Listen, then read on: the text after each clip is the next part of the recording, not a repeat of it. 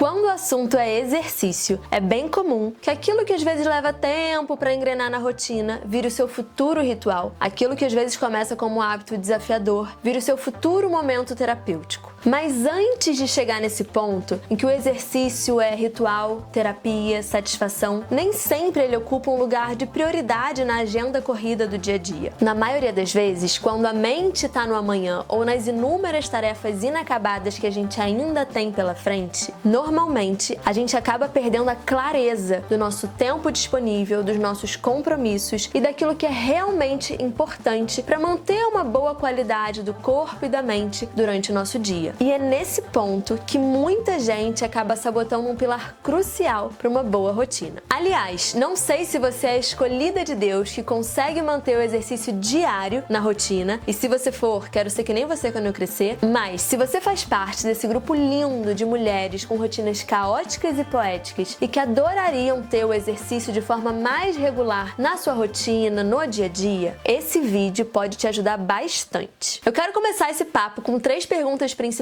Inclusive, se você quiser deixar as respostas nos comentários, vai ser ótimo. A gente pode trocar em cima disso. Mas vamos lá. Primeira pergunta. Qual tem sido a sua principal dificuldade para manter um exercício regular na semana? É a duração, a frequência, a regularidade? Você gosta do seu exercício? Você tem semanas muito entusiasmada para fazer esse exercício, outras nem tanto? Tá oscilando muito a sua relação com esse exercício? Segunda pergunta. Você sente que tem algum ponto da sua rotina ou da sua realidade atual que atrapalha a sua relação com esse exercício? Por exemplo, o seu trabalho, tarefas domésticas, responsabilidades dentro da família, questões financeiras, o acesso ou a distância entre você e esse exercício, até mesmo uma motivação pessoal, cansaço mesmo, falta de ânimo. Terceira pergunta. Você já pensou em se envolver com um grupo? Não tô falando necessariamente para você fazer uma atividade em grupo, jogar handball, futebol, vôlei, nada disso. Mas você já tentou se envolver de uma forma diferente com o pessoal de uma aula de yoga, um grupo de corrida, ou até mesmo um grupo de WhatsApp, desafios, aplicativos que fazem esse processo de gamificação? Me conta. Bom, para misturar tudo isso, te trazer novas perguntas, algumas respostas e direcionamento, hoje a gente vai falar de efeito Koller, ambiência, desafio Bem Me Quero, 5 aprendizados e 3 tarefas. Vamos começar? Eu não sei se você já ouviu falar no efeito Koller, inclusive eu também não sei se a minha pronúncia desse nome tá muito certinha,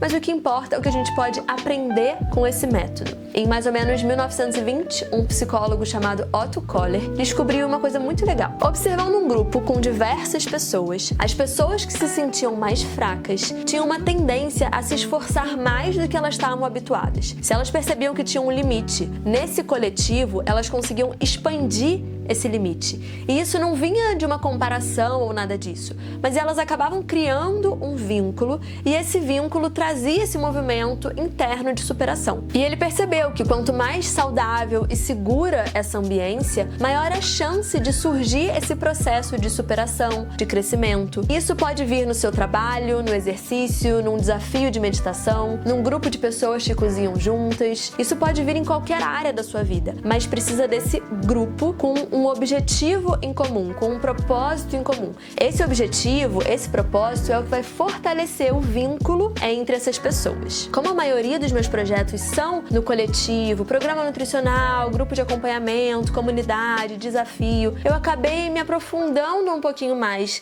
nesse efeito Koller para entender ali o que estava realmente acontecendo por trás desse grupo de pessoas. E aí, a gente vê que tem 4 pilares principais: motivação social, complementação de habilidades, troca de conhecimento e pressão positiva para o desempenho saudável. Olhando para a motivação social, pessoas se esforçam mais quando estão trabalhando em equipe, em grupo, e principalmente se elas consideram que o seu esforço é importante para o sucesso do grupo. Então, quando a gente tem uma pessoa que se sente mais fraca ou menos capacitada que o restante do grupo, ela acaba expandindo aquilo que ela entendia que era o seu limite para não prejudicar o restante. E é nesse momento que ela acaba conseguindo fazer esses micromovimentos de crescimento. Segundo ponto, complementação de habilidades. Então, quando a gente tem a interação entre as pessoas desse grupo, a gente acaba tendo trocas que podem ser inovadoras, diferentes do que você está habituado, e aí você vai experimentando uma nova forma de fazer, uma nova duração, uma nova frequência. Por exemplo, vamos supor que você sempre foi de carro para academia. E uma pessoa que mora no mesmo bairro que você comentou que ela vai andando porque é pertinho. Você nunca nem tinha pensado em de repente ir andando e você experimenta. E a partir daí pode ser que isso vire um hábito seu. Ou uma pessoa que vai para aula de yoga, chega, faz e vai embora. E a outra comenta que sempre medita depois da prática. Pode ser que ela comece a meditar depois da prática e perceba que sim, cabe na rotina, é possível fazer. Ou de repente no coletivo da cozinha, uma pessoa pode comentar que está fazendo comida diariamente, está sempre atarefada.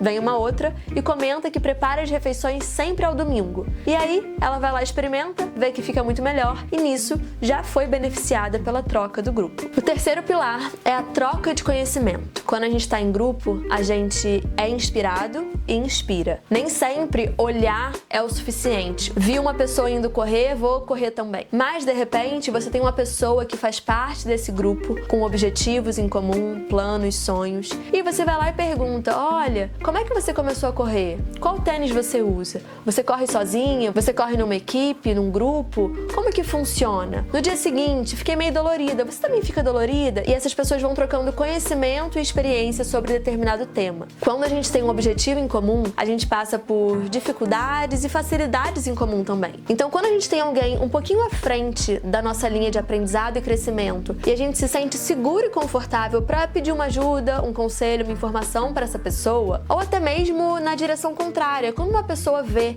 que a outra precisa de uma dica, um suporte, uma informação e elas podem fazer essa troca entre elas, o crescimento acontece. Não só quem é ajudado é beneficiado, quem ajuda também é beneficiado e a troca vai se construindo nesse ambiente. E o quarto pilar, aquela pressão positiva para um desempenho saudável. Quando a gente está em grupo, naturalmente já vem aquele ambiente minimamente desafiador. Não é uma competitividade pulsante, mas é aquele estímulozinho que muitas vezes é a força que você precisava para te tirar daquele lugar ali de inércia, meio empacada. Então você faz parte de um grupo que diariamente ou numa frequência pré-estabelecida vocês vão ver outras pessoas fazendo aquela atividade e isso vai te lembrando, te motivando, falando: poxa, a outra pessoa foi na chuva, eu também posso ir na chuva, e assim por diante. Então esses quatro pilares: motivação social, complementação de habilidades, troca de conhecimento e pressão positiva para o desempenho saudável. Monta o seu grupo da família, das amigas, do trabalho, aonde for. Bota esses quatro pilares em mente, que eu tenho certeza que isso vai ser muito legal para vocês. Maravilha! Agora vamos ver como é que isso tem funcionado dentro de um dos projetos da Corpo e Hábito, o Desafio Bem Me Quero. Primeiro eu vou te explicar o que é o Desafio Bem Me Quero. O Desafio Bem Me Quero é um desafio de 21 dias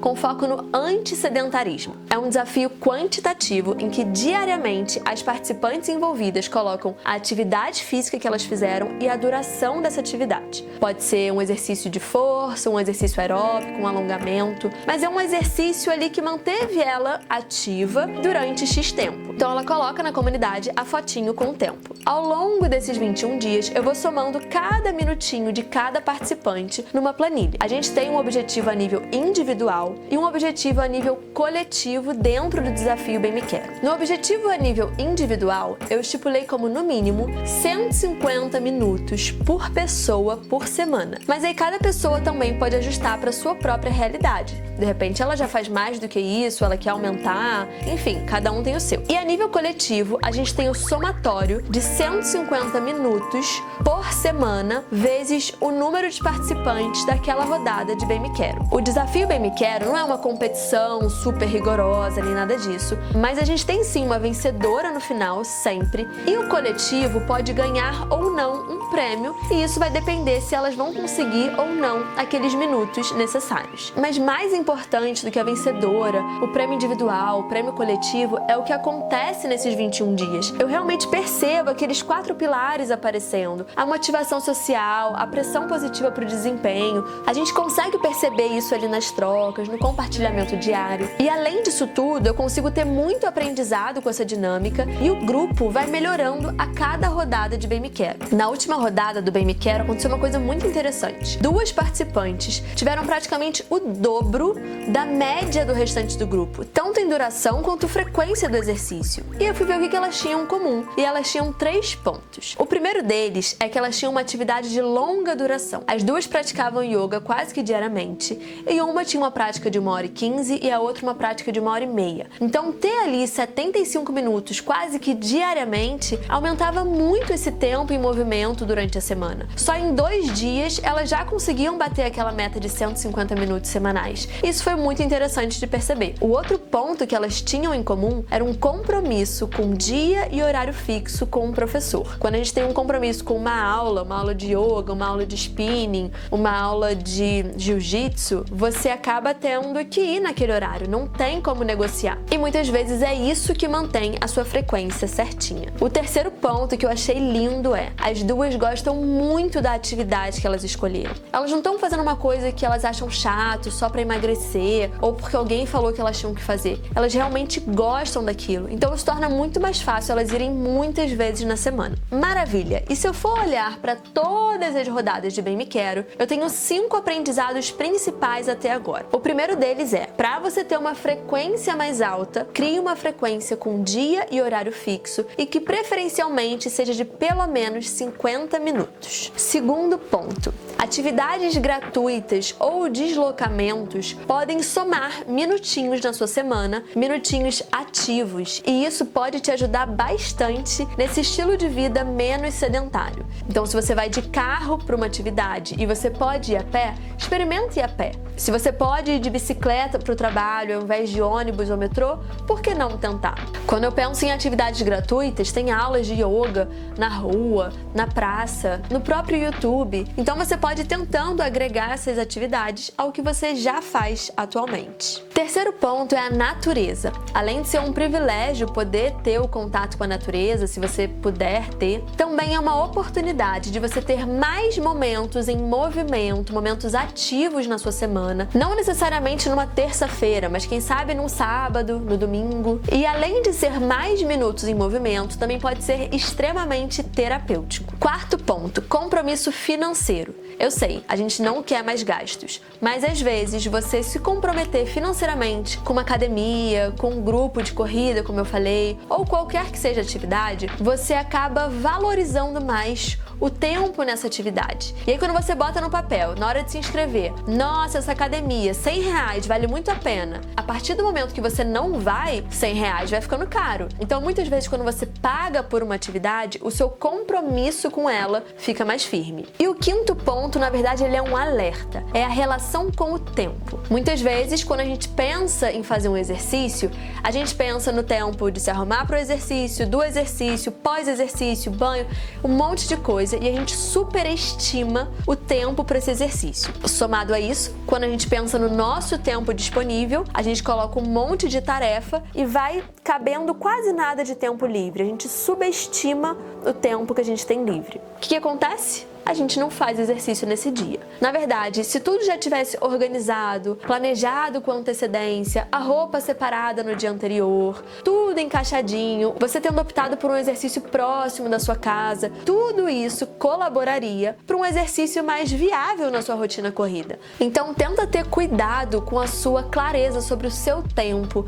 sobre o que você quer fazer com esse tempo e como que você pode ter atividades que acabem nutrindo o seu tempo. Parece que você tem mais tempo. Por exemplo, essa simples dinâmica de separar a roupa do seu exercício no dia anterior. Você vai acordar, botar a roupa e sair. E não ficar escolhendo a roupa e tudo mais. Combinado? Sem falar que assim, se você só tem 20 minutos, ainda assim, 20 minutos de exercício diário vai ser extremamente positivo para você. Você vai ter respostas metabólicas que vão mudar o seu estado mental, emocional, físico, e isso vai refletir em todos os aspectos da sua vida. E o último último ponto que eu queria conversar com você é sobre a ambiência. Quando eu olho para tudo isso que eu tô criando com a Corpo e Hábito, na verdade é uma atmosfera com um clima próprio, emocional, simbólico, que une pessoas com uma intenção em comum, com um objetivo em comum. É isso que fortalece o vínculo entre elas, seja através da alimentação, da rotina, da intuição, do manejo de tempo. Essa ambiência favorável funciona como um combustível silencioso que move cada uma de pouquinho em pouquinho no seu crescimento. Cada pessoa ali, seja no Bem Me Quer ou qualquer outro projeto, inspira e é inspirada pela força do grupo. A gente acaba expandindo os nossos limites de forma tão natural